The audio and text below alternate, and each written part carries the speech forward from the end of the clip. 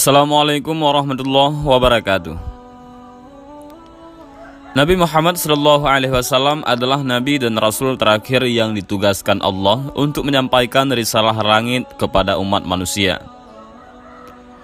Agama Islam yang dibawa Nabi Muhammad SAW adalah penyempurna dari agama yang dibawa para Nabi dan Rasul sebelumnya. Beliau menyebarkan agama Islam kepada umatnya dengan penuh perjuangan. Nabi Muhammad SAW mengalami hidup yang berliku meski menjadi manusia istimewa dan pilihan Allah. Terlebih ketika menyebarkan ajaran Islam, beliau menghadapi berbagai macam rintangan, tantangan, penolakan, halangan, dan bahkan upaya pembunuhan.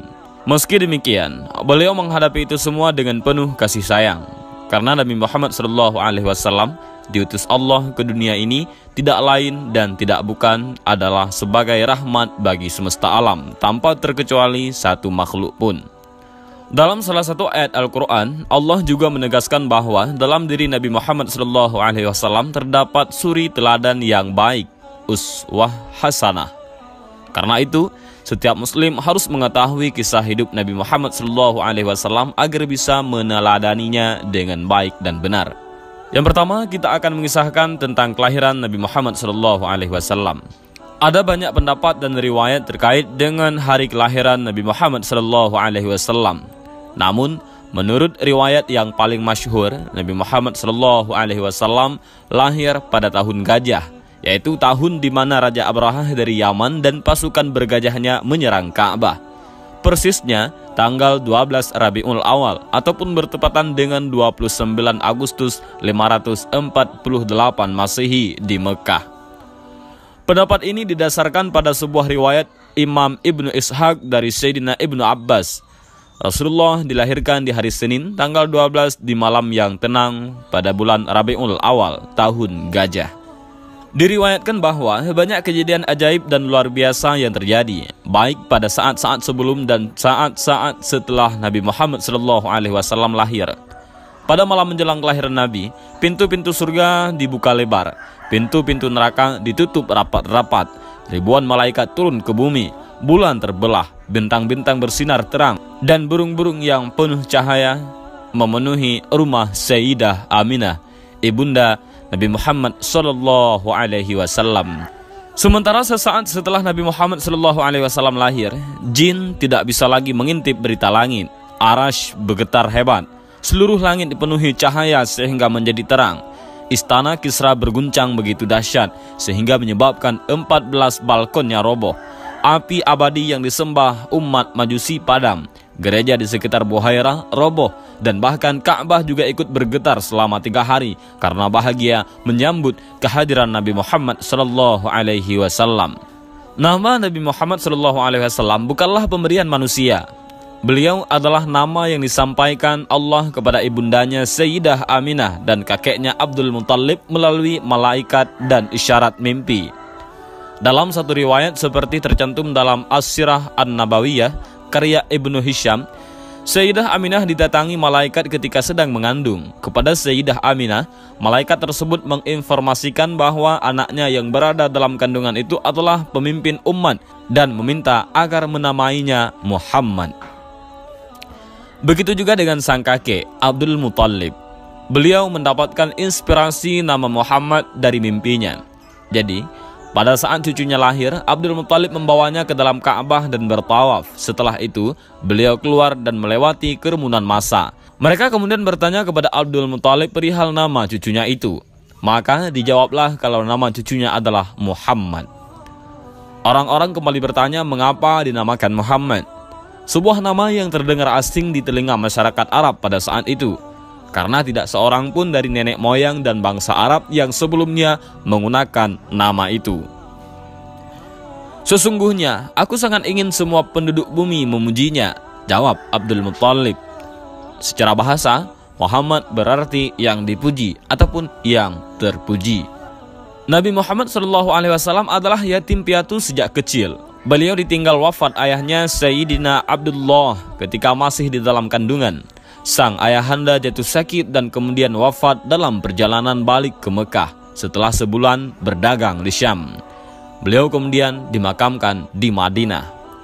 Sementara sang ibunda Sayyidah Aminah wafat ketika Nabi Muhammad SAW berusia 6 tahun.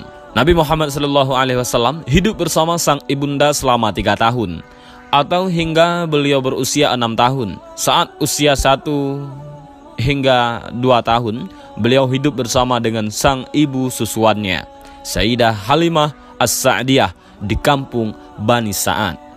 Waktu itu, keluarga Arab kota memiliki kebiasaan untuk menitipkan anak mereka yang baru lahir kepada perempuan desa ataupun gurun untuk disusui. Hal itu dilakukan agar anak mereka terhindar dari penyakit yang ada di wilayah perkotaan, agar anaknya memiliki tubuh yang sehat, dan agar anak-anak mereka fasih dalam berbahasa Arab. Begitupun dengan Sayyidah Aminah, beliau menitipkan anaknya Nabi Muhammad SAW kepada Halimah As-Sa'diyah beberapa saat setelah melahirkannya. Dengan demikian, Nabi Muhammad SAW menghabiskan masa anak-anaknya, yaitu masa balita, di kampung Bani Sa'ad. Kehadiran Nabi Muhammad SAW membawa keberkahan tersendiri bagi Halimah dan keluarganya. Setelah ada Nabi Muhammad SAW, kehidupan Halimah dan keluarganya menjadi lebih sejahtera karena hewan ternaknya menjadi gemuk-gemuk dan beranak banyak. Pada usia 6 tahun, Nabi Muhammad SAW kembali hidup dan tinggal bersama sang ibunda. Namun tidak berselang lama, beliau ditinggal wafat sang ibunda. Nabi Muhammad SAW kemudian diasuh oleh kakeknya Abdul Muttalib.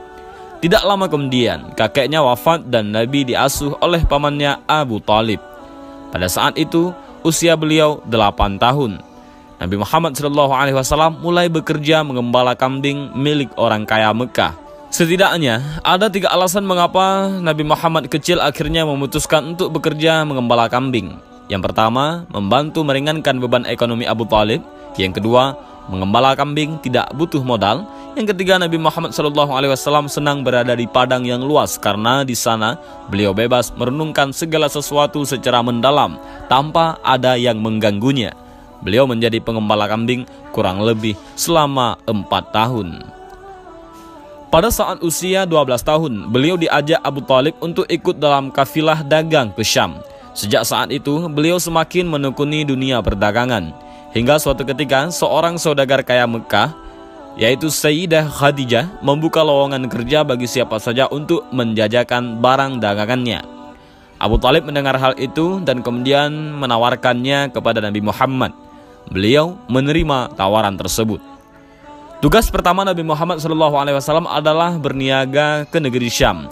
Beliau ditemani Maisarah, budak Sayyidah Khadijah, dengan membawa barang dagangannya berupa kain-kain. Berkat kerja keras, sikap jujur dan amanah, Nabi Muhammad SAW berhasil menjajakan barang dagangannya.